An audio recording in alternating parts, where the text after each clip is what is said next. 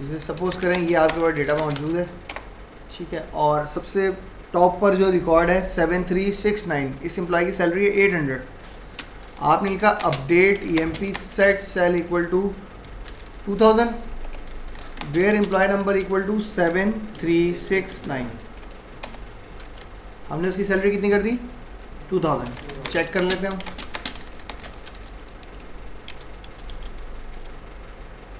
2000 हो गई इसकी सैलरी, ठीक है।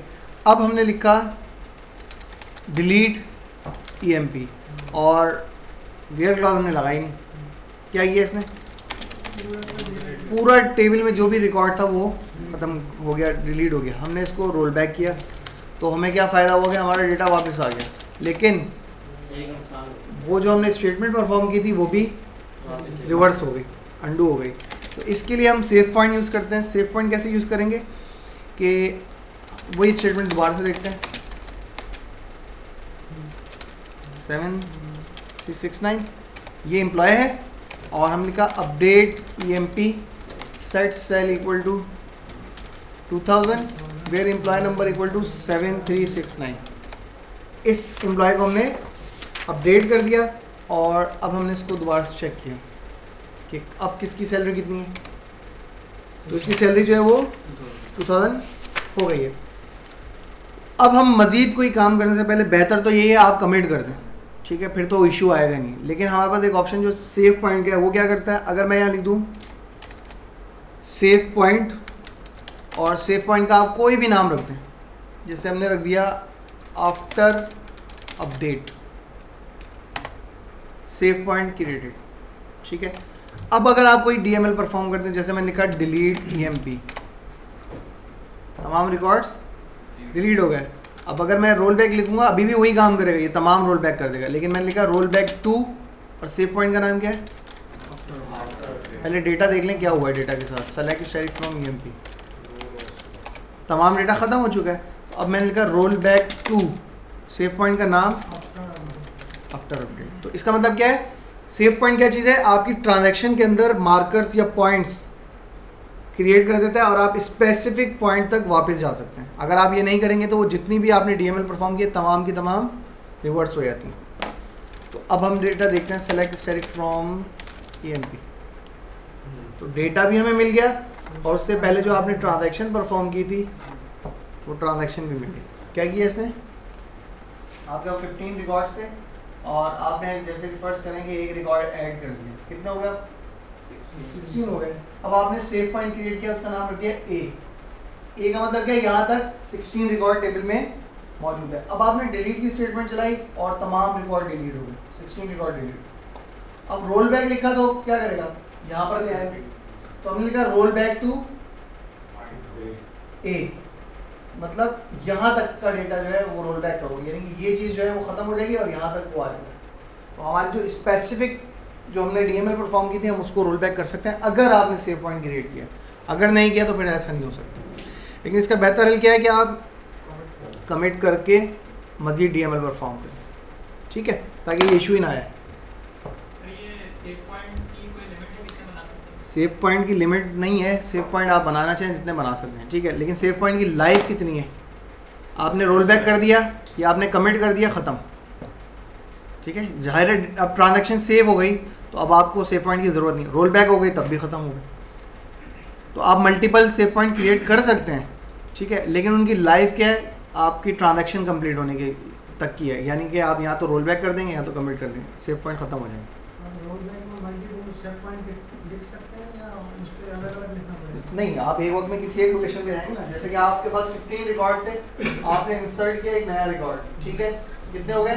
16। यहाँ पर आपने सेव पॉइंट बना दिया 1 A, ठीक है। अब आपने एक और इंसर्ट किया, आपने क्रिएट कर दिया, ठीक है। अब आपसे जो है स्टेटमेंट जो है कोई गलत चल गई, अब आप अगर रोल बैक टू B करेंगे तो यहाँ तक आ जाएगा, अगर रोल बैक टू A करेंगे तो यहाँ तक आ जाएगा। अगर हमने B किया तो वापस जा सकते हैं, ऊपर जा सकते हैं, हम A पे जा सकते हैं। हाँ, आप जैसे यहाँ तक आ गए ना, अब आप यहाँ जा रहे थे तो यहाँ पे जा सकते हैं। पहले कॉल कर नहीं, फिर अब आगे पीछे चले गए तो अब आप कैसे आएंगे, ठीक है।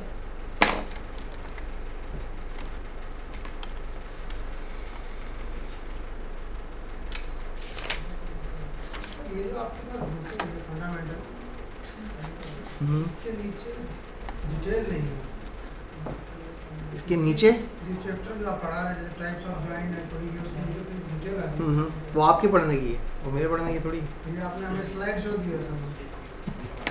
ये आपको नेट से मिल सकती है, कोई इशू नहीं है इसके अंदर। ये घूम फिर के हम इसी बार आए थे। हाँ क्या? नेट नहीं है। तो आप मुझे कहते हैं, मैं आपको दे देता हूँ, कोई मसला नहीं है इसके अंदर।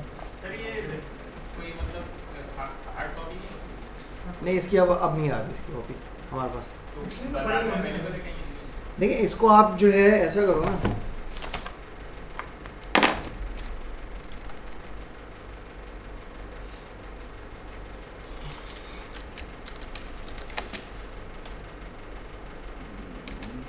ऑरिकल मैगजीन आता है, ये सेंडिंग कर सकते हैं स्टूडेंट को, आपके रेफरेंस है मेरे रेफरेंस से और इंस्टीट्यूट की और सॉफ्टवेयर क्या चाहिए? सर हार्ड कॉपी का हार्ड कॉपी नहीं, हार्ड नहीं। जैसे ऑरिकल मैगजीन आता है। अरे भाई, ऑरिकल वाले बोल रहे हैं कि दरख्त बचाओ और जो है ना असल में कॉज बचाओ, मेन चीज़ है वो। 57 पे दरख्त बचाओ। अब वो क्या हम क्या कर सकते हैं इसमें? ये मेरा नेट जो है, एक मिनट,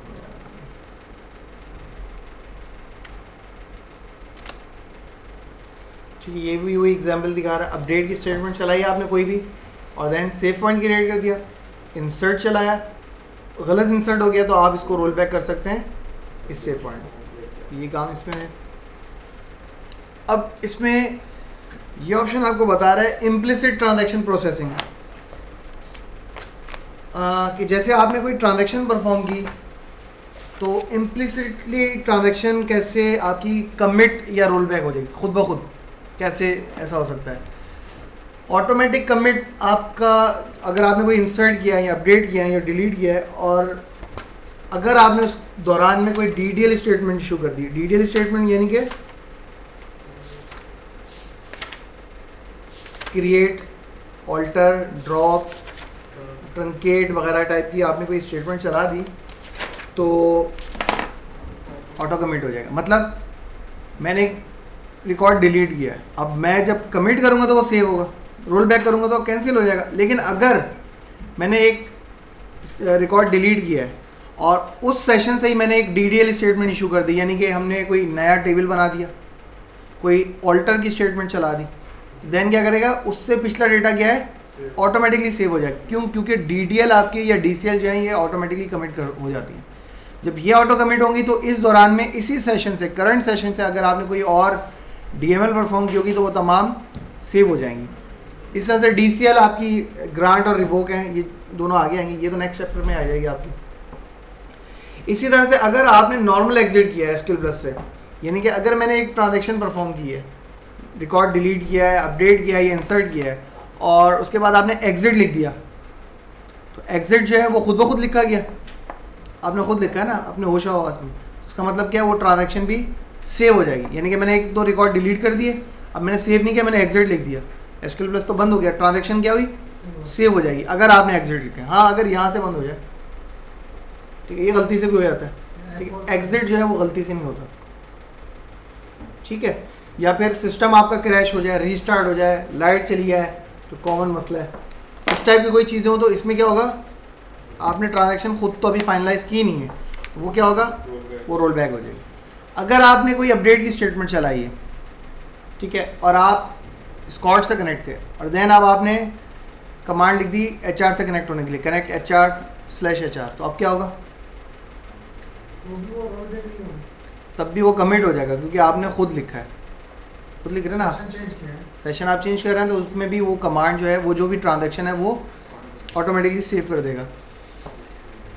रोल बैक कब होगा, जब आपका जो सेशन जो है वो एबनॉर्मल टर्मिनेट होगा। एबनॉर्मल टर्मिनेट वही जो हमने बात की, चाहे इसमें सिस्टम रीस्टार्ट भी हो सकता है, फैटल एरर भी हो सकता है, कोई भी इशू आया तो इसमें जो है ये आपकी जो ट्रांजैक्शन जो है वो रोल बैक हो जाएगी।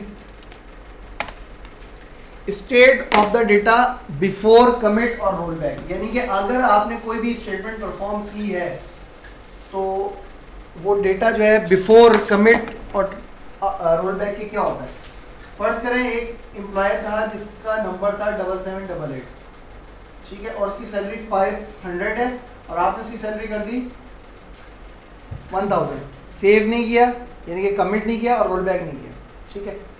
The previous state of the data can be recovered, यानी कि अगर आपने ये वैल्यू चेंज कर दी है लेकिन अभी आपने सेव नहीं किया तो आप क्या कर सकते हैं, रोल बैक करके वापस पुरानी जो भी वैल्यू या डेटा उस पर वापस आ सकते हैं। इसका मतलब क्या हुआ, इसका मतलब ये हुआ कि ये वैल्यू कहीं ना कहीं इसने रखी हुई है अपने पास कि अगर आप सेव नहीं करेंगे मैं पुरानी वैल्यू को वापस लेकर आ जाऊँ। जिस तरह से हम रिकॉर्ड डिलीट कर रहे हैं टेबल के अंदर से, टेबल के अंदर 15 रिकॉर्ड हैं, ये 15,000 भी हो सकते थे, 15 लाख भी हो सकते थे। जब आप टेबल में रिकॉर्ड डिलीट कर रहे हैं तो वो कहीं ना कहीं रख रहा है, तभी तो आपके रोल बैक करने पे वापस लेकर आ रहा है, ठीक है। तो प्रीवियस स्टेट जो है वो आपका रिकवर हो सकता है रोल बैक की कमांड से। The current user can review the result of DML operation by using the select statement. मैंने इसकी सैलरी 500 से 1000 कर दी है, ठीक है। अब मैं सिलेक्ट की स्टेटमेंट चला के इस रिकॉर्ड को देखूंगा तो मुझे चेंज नजर आ जाएगा कि हाँ आपने इसकी सैलरी 1000 कर दी है, ठीक है। यानी कि हम वेरीफाई कर सकते हैं हमने क्या डीएमएल परफॉर्म किया है।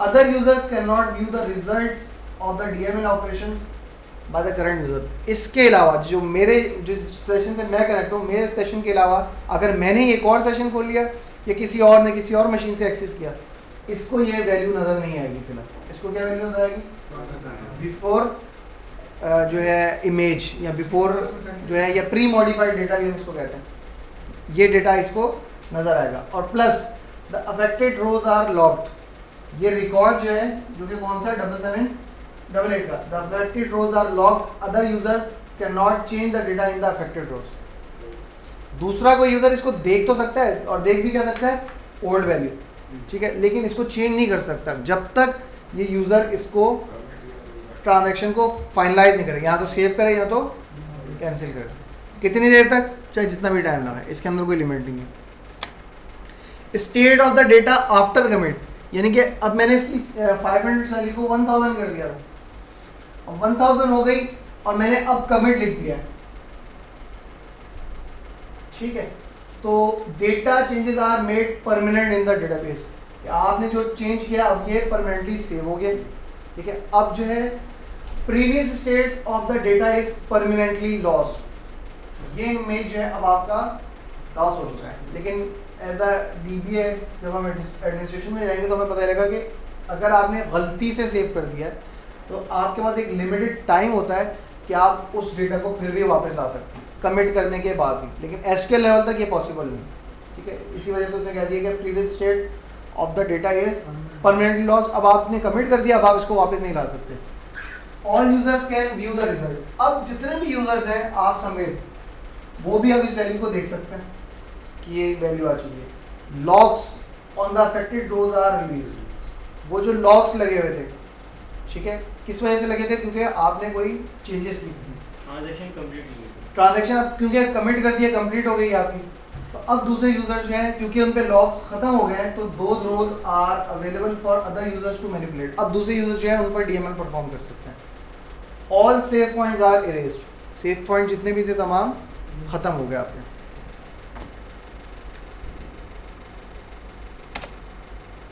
ये एग्जाम्पल दिखा रहा है आपको कि सबसे पहले आपने make the changes, delete from employees where employ ID equal to 99999, एक रिकॉर्ड आपने डिलीट कर दिया और एक रिकॉर्ड आपने इंसर्ट कर दिया, सेम टेबल है,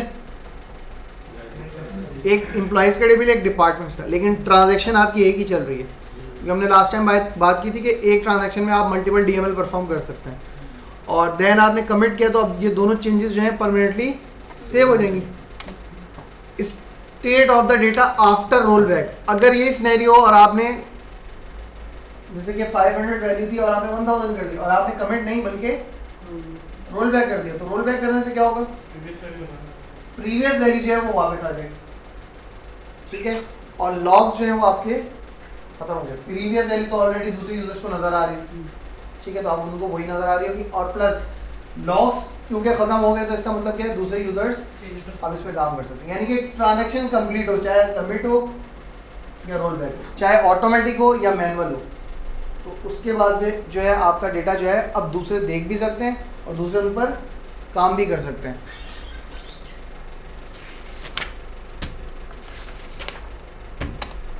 ये आपको दिखा रहा है, जैसे कि एक टेबल है टेस्ट के नाम से और इसमें 25,000 रिकॉर्ड्स थे।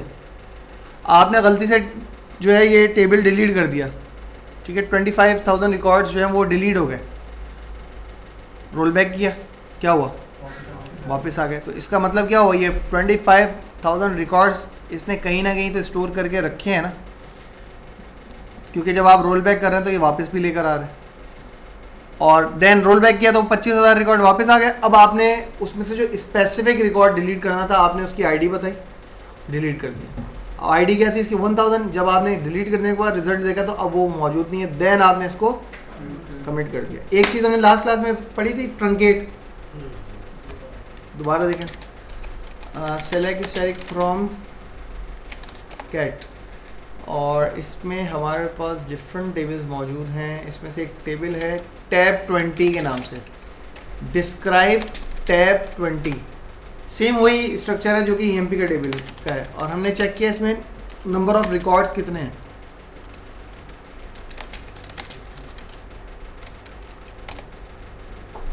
फोर्टीन रिकॉर्ड है, ठीक है। हमने लिखा डिलीट टैब 20, 14 रिकॉर्ड्स डिलीट हो गए। क्यूरी करके देखा,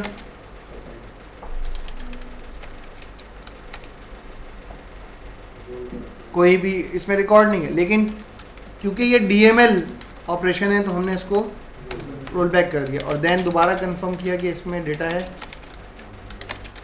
टैब 20, तो आपको इसमें से डेटा मिल गया। लेकिन अगर हमने परफॉर्म कर दिया ट्रंकेट टेबल और टैब 20, इसने क्या किया? इसने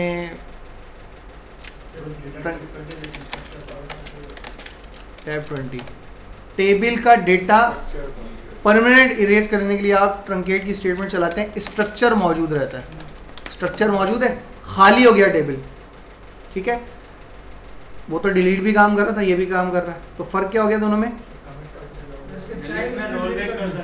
चाइल्ड वाला इसका चाइल्ड कौन था? हाँ, रिकॉर्ड्स डिलीट हो गए। चाइल्ड क्या चीज़ है? मास्टर टेबल पे ही तो कमांड भी नहीं चलेगी आपकी। अगर इस पे बोला होगा ट्रंकेट टेबल DPT,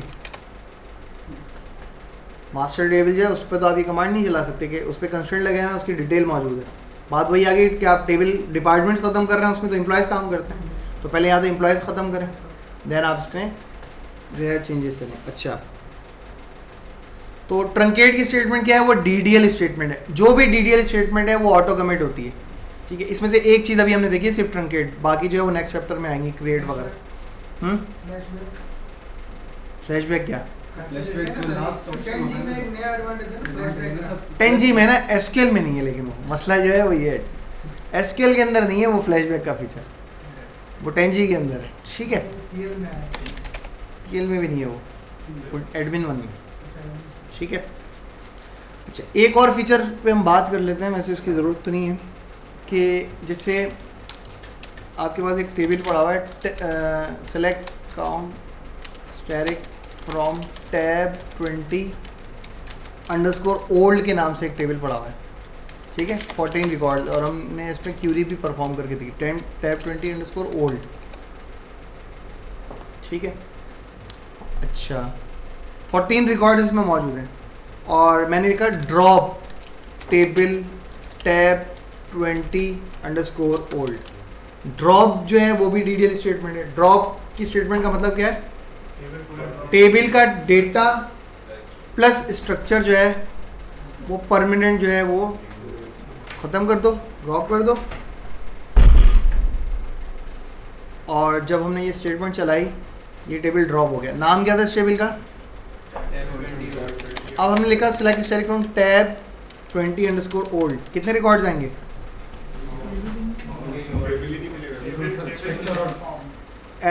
मैसेज क्या आएगा? 0 records, table already does not exist, ठीक है। लेकिन जब हम करते हैं सेलेक्ट स्टैटिक फ्रॉम टैब, तो हमें एक अजीब सी चीज़ नज़र आ रही है इसके अंदर, जो सबसे अलग दिख रही है इसमें। है कुछ? एक कुछ लिखा हो रहा है बिन और आगे अजीब सा कुछ लिखा हुआ है, ठीक है। तो जब हमने इसको क्यूरी करके देखा सेलेक्ट स्टैटिक फ्रॉम और मैंने इसका नाम लिखा और जब क्यूरी परफॉर्म की तो इसने क्या कहा, कमांड जो है SQL command not properly ended, ठीक है, ये एरर है। इस तरह का अगर नाम लिखा हुआ है तो हम लिखते हैं सेलेक्ट स्टैटिक फ्रॉम और इन्वर्टेड कॉमास में, सिंगल कोट में नहीं, डबल कोटेशन में हमने इसका नाम लिखा और देन हमने क्यूरी की तो हमें पता चला ये तो वही टेबल है। बिन के अंदर नहीं इसने रखा, बिन नाम की कोई जगह है जहाँ पर ये इसने स्टोर किया है। को रखा हुआ है, ठीक है।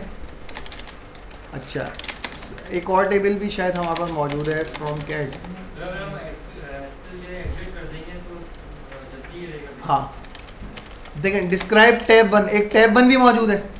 Select count static from tab 1, कितने रिकॉर्ड हैं इसमें, 20,000 रिकॉर्ड्स हैं और मैंने लिखा ड्रॉप टेबल टैब 1, ये भी ड्रॉप हो गया। सेलेक्ट स्टैटिक फ्रॉम कैट, अब 2 आ रहे हैं, ठीक है। ये क्या चीज़ है हमें नहीं पता, हमने लिखा शो यूज़र, क्या बताता है,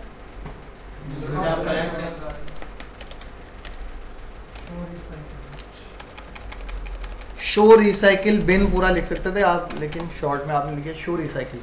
क्या पता चल रहा है आपको कि ओरिजिनल नेम जो है टैब 1 था, अभी करंटली रिसाइकिल बिन नेम ये है और वो है क्या चीज़, वो टेबल है, वो कब ड्रॉप हुआ था। तो ये ड्रॉप का रोल बैक चले, रोल बैक कहाँ से लेगा, डीडीएल स्टेटमेंट है।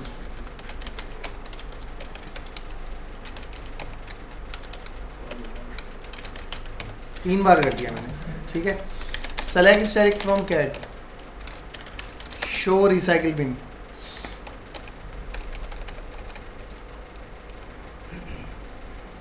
अभी भी मौजूद। रोल बैक जो है कमिट डीएमएल के लिए होती है, इंसर्ट अपडेट डिलीट और आपका मर्ज इस चैप्टर में नहीं, वो आगे आएगा, उनके लिए। जितनी भी डीडीएल स्टेटमेंट्स हैं ये तमाम ऑटो कमिट होती हैं, आपने इशू कर दी परमानेंट चेंज हो गया है। अगर मैंने एक टेबल बना दिया क्रिएट की स्टेटमेंट से तो अब ये बन चुका है, अब रोल बैक करने से इस पर कोई इफेक्ट नहीं पड़ेगा। अब आपको इसको अगर ड्रॉप करना है तो ड्रॉप की स्टेटमेंट से ये ड्रॉप होगा, ठीक है। अच्छा बहरहाल ये टेबल जो है ड्रॉप हो चुके हैं, लेकिन हम इस पर अभी भी क्यूरी कर रहे हैं। सेलेक्ट स्टैटिक फ्रॉम और इन्वर्टेड कॉमर्स में इसका करंट नेम हमने मेंशन कर दिया। अगर हम इसको वापस लाना चाहें तो हम इसके लिए फ्लैशबैक की एक कमांड है, ये फीचर जो है फ्लैशबैक का नहीं है, कमांड ये फ्लैशबैक की है। फीचर ये क्या है, रिसाइकिल बिन, जैसे विंडोज़ के अंदर रिसाइकिल बिन होता है ना, वैसा कॉन्सेप्ट लेकर आए कि आपसे कोई टेबल ड्रॉप हो जाए, आप उसको रिसाइकिल बिन से जैसे फाइल को वापस ले आते हैं, वैसे आप टेबल को वापस ले आए, रिस्टोर कर सकते हैं आप। अगर ट्रंकेट कर दिया तो वो भी ट्रंकेट में टेबल तो वहीं पे पड़ा ना, ट्रंकेट तो नहीं गया ना, मतलब रिकॉर्ड ट्रंकेट कर दिया तो फिर आप इतनी आसानी से डेटा नहीं आता वो, ठीक है। डेटा लॉस होता है उसको वापस लाने के लिए, ठीक है। तो उसके लिए हमें प्लानिंग करनी पड़ती है इस तरह से कि डेटा भी आ जाए और डेटा लॉस भी ना हो, ठीक है। अच्छा, तो इसको वापस लाने के लिए हमने लिखा फ्लैश बैक टेबल, टेबल का नाम क्या था, टैब 1 2 बिफोर ड्रॉप। ये जो टेबल ड्रॉप हुआ था इसको वापस ले आओ उस हालत में जो कि ड्रॉप होने से पहले था, यानी कि हम इसको वापस ला रहे हैं, रीस्टोर कर रहे हैं। वापस आ गया और select count static from tab 1, 20,000 इसमें रिकॉर्ड्स थे। बिफोर ड्रॉप की जगह अगर हमने पहले कोई अपडेट किया हो तो बिफोर अपडेट करेंगे तो ये वो अपडेट। एक मिनट, क्या बिफोर अपडेट का सेंस कैसे बनेगा, टेबल ड्रॉप हो गया। नहीं, अब जैसे हमने पहले अपडेट किया फिर उसके बाद गलती से ड्रॉप हो गया, तो हम चाह रहे हैं कि आपने ड्रॉप किया, सेव हो गया, कमिट हो गया, यानी कि अपडेट ये सिर्फ ड्रॉप से पहले की हालत में वापस ला रहा है, ठीक है। आपकी जो भी डीडीएल परफॉर्म होती है ना, उससे पहले और उससे बाद कमिट इशू होता है। आपने कोई भी डीएमएल परफॉर्म की होगी, वो कमिट हो गई, देन डीडीएल परफॉर्म हुई, देन दोबारा कमिट होता है। अगर डीडीएल फेल हो जाए तब भी कमिट हो चुका है क्योंकि पहले परफॉर्म कर रहा है। तो ये एक ही सेंटेंस है। इसमें थोड़ी सी एक और चीज़ है, लेकिन रहने दें उसको, ठीक है ना। बिफोर ड्रॉप यानी कि टेबल को ड्रॉप करने से पहले वाली हालत में वापस लेकर आ जाओ, तो अब हम इस पर काम कर सकते हैं, ठीक है। और ये तो कोई मसला नहीं था, मसला अब ये हुआ कि ये टेबल मैंने ड्रॉप कर दिया। दोबारा से देखें, ड्रॉप टेबल टैब 1, ड्रॉप हो गया, ऊपर वाली कमांड लिखूंगा वापस आ जाएगा, कोई मसला नहीं। मैंने लिखा create table tab 1 as select static from EMP। Tab 1 नाम का एक टेबल बना दो जो कि सेम वैसा हो जैसा कि EMP का टेबल है, ठीक है। अब मसला ये हो गया, EMP के नाम का अगर एक टेबल मौजूद है, उस नाम का आप कोई भी ऑब्जेक्ट नहीं बना सकते उसी स्कीमा के अंदर। टैब 1 नाम का एक टेबल आपने बना दिया है जो कि आपके पास मौजूद है, और टैब 1 नाम का एक टेबल आपके पास रिसाइकिल बिन में पड़ा हुआ है। अगर आपने उसे वापस लाने के लिए सेम यही कमांड लिखी तो वो आपको कहता है original name is already use by an existing object. तो अब आप इसको वापस नहीं ला सकते। सर उसके डिस्क्रिप्शन मॉडिफाई कर देगा, किसको? ये जो अभी आपने कॉपी किया, क्या करूँ? सर उसका नाम चेंज करके फिर ड्रॉप कर नाम कैसे चेंज होता है? वहाँ बिन में जाके जहाँ वो उसने रखा है उसको ये कोई माई delete कंप्यूटर कर लेनी। यानी कि मैं यहाँ जाऊँ रिसाइकिल बिन में, ये पड़ा हुआ है, इसका नाम चेंज कर दूँ? कैसे कर? कोई और टेबल क्रिएट करते हैं इसको। सर इसी टेबल में आके इस टेबल का जो नाम है इसको मॉडिफाई कर दें आप।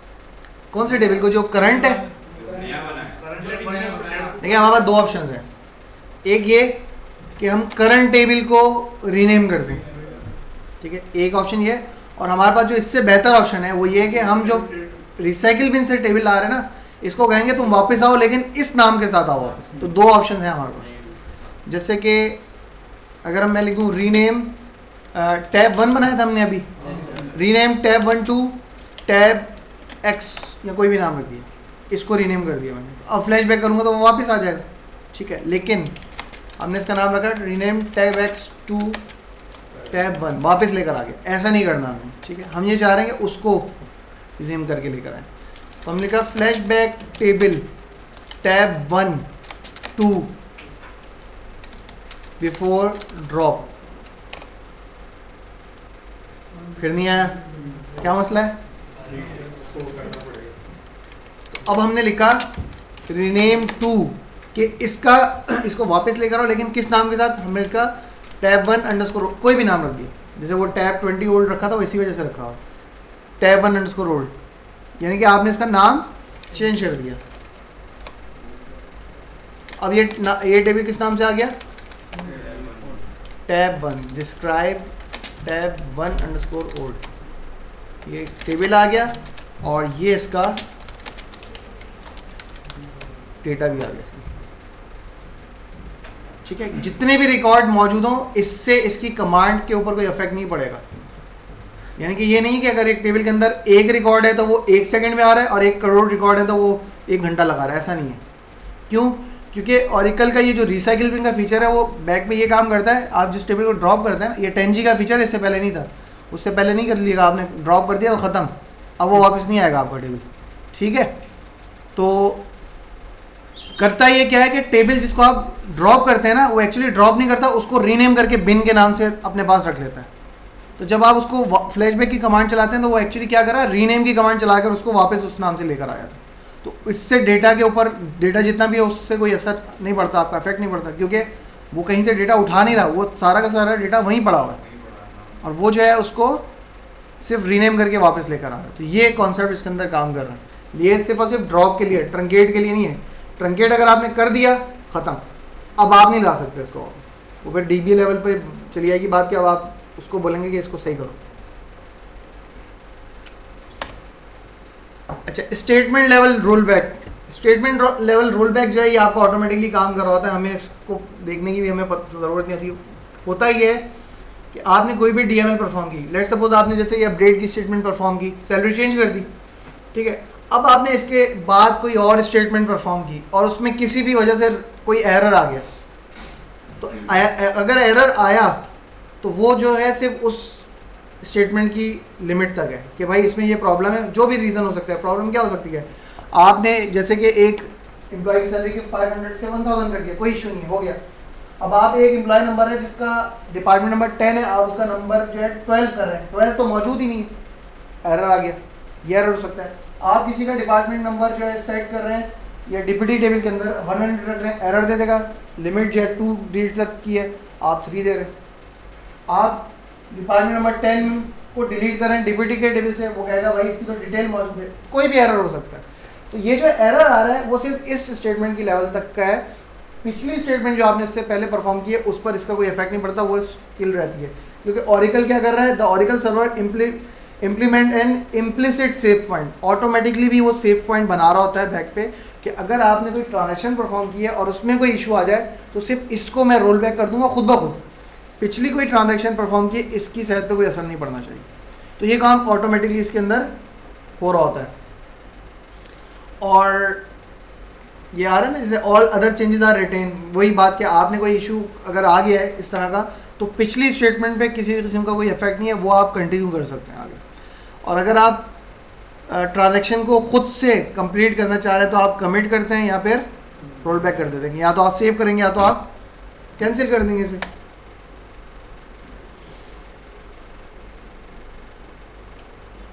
अच्छा, इसके लिए आप ये पिक्चर देखें, ये पिक्चर क्या कह रही है।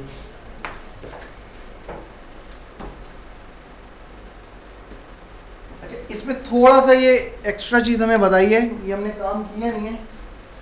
हमें ये मालूम है कि स्कॉट जो है अपने स्कीमा में जो ऑब्जेक्ट मौजूद है उन पर काम करता है, एचआर अपने स्कीमा में करता है, दोनों यूजर्स जो हैं एक दूसरे के डेटा को एक्सेस नहीं कर सकते। हाँ, अगर उसको राइट्स दे दिए जाए देन ये काम हो सकता है, ठीक है। तो एक बात तो ये कि फर्ज करें अगर स्कॉट का ईएमपी का टेबल है और एचआर को इस पर आपने राइट्स दिए किसी इसके सेलेक्ट के, आप अलग अलग राइट्स दे सकते हैं, सिर्फ सेलेक्ट के देने या सेलेक्ट और इंसर्ट के देने या अपडेट के देने या डिलीट के देने और डिफरेंट कुछ और होते हैं। सेलेक्ट का मतलब सिर्फ और सिर्फ ये क्यूरी कर सकता है, चेंजेस नहीं कर सकता, ठीक है। फॉर एग्जांपल हमने सिर्फ इसको सेलेक्ट के राइट्स दिए इसमें, तो जब आप एचआर से कनेक्ट होंगे आप क्यूरी का लिखेंगे select static from EMP. EMP अगर आपने लिखा तो वो समझेगा ओरेकल के ईएमपी का जो टेबल है वो एचआर के पास पड़ा हुआ है। एचआर के पास है अपना टेबल ईएमपी का, नहीं है, एरर दे देगा उनको कि टेबल और डज नॉट एग्जिस्ट। आपको प्रीफिक्स या रेफरेंस देना पड़ेगा स्कॉट डॉट, जिसका मतलब क्या होगा कि ये टेबल यूजर में। हम स्कॉट से कनेक्ट होकर लिखते हैं select static from EMP, query चल जाती है क्योंकि उसी स्कीमा में। लेकिन मैं स्कॉट से भी अगर लिख दूँ select static from Scott dot EMP तो ये कोई एरर नहीं है, आप लिख सकते हैं। और बेहतर है कि ये लिखें। वजह क्या होती है, जब आप मल्टीपल स्कीमा पे काम कर रहे होते हैं तो अगर आपने प्रोग्राम में लिखा हुआ है सेलेक्ट स्टैटिक फ्रॉम ईएमपी, आप इस प्रोग्राम पे किसी और यूज़र को राइट दिए तो वहाँ पे भी क्यूरी क्या चलेगी select static from EMP. EMP वो है ही नहीं, एरर दे देगा फ़ौरन से, ठीक है। तो उसका खैर ऑल्टरनेट है हमारे पास, लेकिन बेहतर ये है कि आप इसमें स्कीमा का रेफरेंस दें। यहाँ पर जो ये बात बताना चाह रहे हैं वो ये कि कोई एम्प्लॉय था जिसकी सैलरी आपने 7,000 की, यानी कि कोई पहले प्रीवियस सैलरी भी मौजूद होगी कुछ भी, फॉर एग्जांपल 5,000 इसकी सैलरी थी और आपने इसकी कितनी कर दी 7,000। तो होता क्या है, जैसे आप कोई डीएमएल परफॉर्म करते हैं तो करंट जो भी आपने वैल्यू परफॉर्म की है उस पर डीएमएल के जरिए जो करंट वैल्यू आई है डेटा ब्लॉक बैक पर स्टोर हो गई आपकी। लेकिन क्या हुआ, एक अंडू सेगमेंट बन जाता है, यानी कि वही बात कि वो जो डेटा जो है जैसे हम डिलीट करें तो कहाँ रख रहा है, अंडू सेगमेंट एक स्पेस होती है वहाँ पर उसने रखा हुआ अपने पास। दूसरा यूजर अगर इस पर कोई परफॉर्म करता है तो हमने अभी बात की थी, अगर हमने 5,000 को 7,000 कर दिया, दूसरा यूजर देखेगा तो उसको क्या नजर आएगा, क्योंकि हमने अभी सेव या रोल बैक नहीं किया। तो दूसरा यूजर जो है वहाँ पर एक्चुअली टेबल के अंदर चेंज एंड अनचेंज डेटा मौजूद है, उसको कौन सा नजर आएगा, या इसको हम कहते हैं बिफोर चेंज ओल्ड डेटा। वो बैक पे ये कहानी चल रही होती है, इसको ऐसे बताने की जरूरत नहीं थी इस लेवल पर। लेकिन बहरहाल होता है कि आप जो भी डीएमएल परफॉर्म करते हैं दो इमेज बन जाते हैं, एक को हम कहते हैं बिफोर या ओल्ड, एक को हम कहते हैं आफ्टर या न्यू। दूसरे यूजर जब तक ट्रांजैक्शन कंप्लीट नहीं होती वो इस चीज को देख रहे होते हैं, जैसे ही आपने कमिट कर दिया तो वो इसको देखने लग जाते हैं, या फिर अगर आपने रोल बैक किया तो जाहिर है फिर वो पुरानी वैल्यू पर रिस्टोर हो जाता है। तो दो चीजें हमें पता लगी, एक तो ये, और सेकंड दूसरे यूजर के स्कीमा को जब भी एक्सेस किया जाता है तो उसमें उसके यूजर का प्रीफिक्स जो है देना ज़रूरी होता है, अगर आपने नहीं दिया वो क्यूरी परफॉर्म नहीं होगी।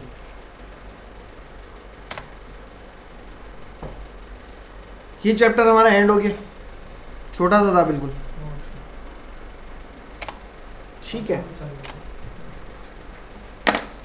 परसों इसमें ख़त्म हो जाना था लेकिन पता है आपको। अब ये जो हमारे पास चैप्टर है, अब चैप्टर नंबर 9 या using DDL statements to create and manage tables. इसके अंदर हम देखेंगे टेबल किस तरह से क्रिएट होता है, एक बात डेटा टाइप्स के बारे में हमें कुछ पता चलेगा और कंस्ट्रेंट के बारे में हमें पता चलेगा कंस्ट्रेंट क्या होते हैं, ठीक है। तो अच्छा एक चीज़ और दिखा रहा है इसमें डेटाबेस ऑब्जेक्ट्स में, हम अब तक किस पे काम कर रहे हैं, टेबल पे, और टेबल पे हमने अब दो काम कर लिए हैं, सेलेक्ट और DML जो आपकी इंसर्ट अपडेट डिलीट है। अब हम टेबल क्रिएट करने जा रहे हैं, टेबल बनता है कैसे, अगले चैप्टर्स में हमारे पास ये भी आएगा कि व्यू क्या चीज़ होती है, ये भी डेटाबेस ऑब्जेक्ट है, कैसे क्रिएट होता है, क्या इसकी प्रॉपर्टी है, सीक्वेंस क्या चीज़ है, इनकी इन्फॉर्मेशन बाद में आएगी। इस चैप्टर के अंदर हमारे पास जो ऑब्जेक्ट है वो है टेबल। अच्छा, टेबल जब आप क्रिएट करते हैं तो जैसे अभी तक तो बिल्ट इन टेबल मौजूद थे आपके पास, ठीक है, तो उनका कोई ना कोई नाम होता है। जब आप टेबल क्रिएट करने लगेंगे तो ये कुछ इसकी रिस्ट्रिक्शन है जो आपको मालूम होनी चाहिए। वो ये कि टेबल का नाम या उसमें जो कॉलम का नाम होता है, जैसे EMP एक टेबल का नाम है, उसके में कॉलम कौन से, एम्प्लॉय नंबर, जॉब, सेल वगैरह वगैरह, टेबल का नाम हो या कॉलम का नाम हो, must begin with the letter, उसका नाम जो है वो लेटर अल्फ़ाबेट से स्टार्ट होना ज़रूरी है। एक बात, मस्ट बी 130 करेक्टर लॉन्ग, उसकी मिनिमम टेबल का नाम क्या रख सकते हैं आप, ABC, एक करेक्टर का नाम होना चाहिए कम से कम, और ज़्यादा से ज़्यादा 30, इससे ज़्यादा आप रखेंगे एरर दे देगा वो। Must contain only A to Z 0 to 9 underscore $, and hash. आपके टेबल का नाम जो है वो हो सकता है ABC अंडरस्कोर $, हैश, इस तरह से आप रख सकते हैं। लेकिन क्या मैं ये नाम रख सकता हूँ $ABC? करेक्टर पहले उन्हें स्टार्ट हाँ, सेम है ना सर, यहाँ से काम पकड़ा, क्या काम यहाँ से पकड़ के यहाँ से पकड़ के सेम चीज़ नहीं हो जाएगी सर, मतलब कि यहाँ से लेके वहाँ से गया, अगर मैं पहली लाइन पहले पॉइंट पे वापस जाऊँ, क्या कह रहा है, हाँ लेटर, अच्छा ठीक है, यानी कि आपके टेबल का या कॉलम का नाम कुछ भी हो सकता है जिसमें सपोर्टेड कैरेक्टर्स उसने बता दिए क्या है, लेकिन स्टार्ट में अंडरस्कोर नहीं हो सकता, $, भी नहीं हो सकता, हैश भी नहीं हो सकता, नंबर भी नहीं हो सकता स्टार्ट में, बीच में या एंड में कहीं पे भी आ जाए, लेकिन स्टार्ट में कैरेक्टर से स्टार्ट होना ज़रूरी है। अगर मैं नाम रख दूँ इसका 1ABC, ये रखेगा, नहीं, ये भी नहीं रखेगा, ABC, इसमें क्या मसला है, 1 आ गया ना सर, हाँ तो इसमें मसला है, क्या एरर आएगा, अभी तो अपने पास कोई लेटर होना चाहिए, अगर मैं रख दूँ ये हो जाएगा, ठीक है। Must not duplicate the name of another object own by the same user, जिस यूज़र से आप कनेक्टेड हैं इस यूज़र ने कोई भी ऑब्जेक्ट बनाया, ऑब्जेक्ट मतलब टेबल नहीं होगा, कोई भी ऑब्जेक्ट हो सकता है, टेबल, व्यू, इंडेक्स, एनोनिम, सीक्वेंस। अगर एक नाम का इंडेक्स बना हुआ है ना आपके पास, फर्ज करें इंडेक्स अभी हमने नहीं पढ़ा, लेकिन बात जो भी चीज़ है, एक्स नाम का आपके पास इंडेक्स बना है, अब आप एक्स नाम का कोई भी ऑब्जेक्ट नहीं बना सकते, सिर्फ इंडेक्स नहीं, टेबल भी नहीं बन सकता, व्यू भी नहीं बन सकता, कोई भी चीज़ नहीं बन सकती सेम स्कीमा में। यानी कि अगर EMP के नाम का मेरे पास टेबल मौजूद है, EMP के नाम का मैं टेबल तो बना ही नहीं सकता, ये तो हमें वैसे ही पता है, लेकिन EMP के नाम का कोई और ऑब्जेक्ट भी नहीं बनेगा, यानी कि व्यू बनाना चाहो, इंडेक्स बनाना चाहो, सिनोनिम बनाना चाहो, कुछ भी नहीं बनेगा, उस नाम का सेम ऑब्जेक्ट नहीं बन सकता सेम उसी यूज़र में। यानी कि EMP के नाम का ऑब्जेक्ट स्पॉट में है, दूसरा बना सकता है, दूसरे का उससे कोई ताल्लुक नहीं, क्योंकि हर एक का डेटा प्राइवेट है, अलग अलग, दूसरा अपने स्कीमा में बना सकते अपने स्कीमा में बनाया। ये सीक्वेंस किसमें आएगा, जी, सीक्वेंस सीक्वेंस जो है ये कौन सा चैप्टर 9, 10 के अंदर आ जाएगा इंशाल्लाह, इसके बाद वाले चैप्टर में। अच्छा, तो must not duplicate the name of another object own by the same user, एक बात, must not be an Oracle server reserve word, Oracle server के जो रिजर्व वर्ड हैं वो भी नहीं हो सकता, यानी कि सेलेक्ट नाम का, ये किसी ने क्वेश्चन किया था मेरे रिजर्व वर्ड का, किसने मांगा था, देखें एक minute, $, fixed underscore tables, fixed underscore table with name from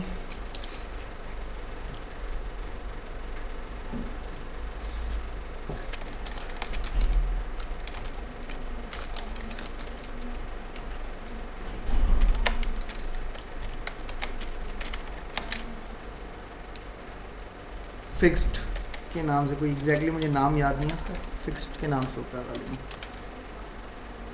fixed हो डॉलर साइन नहीं, फिक्स्ड होता है, रिजर्व होता है, $,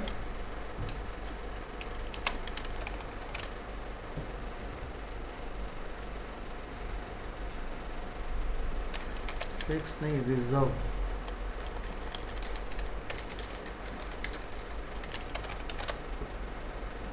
रिजर्व वर्ड ये आ रहा है, ठीक है। डिस्क्राइब,